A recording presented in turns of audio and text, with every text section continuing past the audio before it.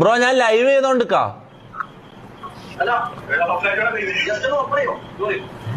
തുറന്നു കൊടുക്കണ ഇങ്ങനെ പിന്നെ എല്ലാരും വരുവാടാ, അതാണ് പ്രശ്നം. ഓക്കെ ഇവരെയും കൂടി ഒന്ന് നോക്കെ ചോദിക്കട്ടെ നോക്കാം. എന്തായാലും അവര് പോലും ഇങ്ങനെ ബെല്ലടിച്ചോണ്ട് നിൽക്കും. വിളി അവര് ദൂരത്തെങ്ങാനും വന്ന് ചാറ്റ് പറ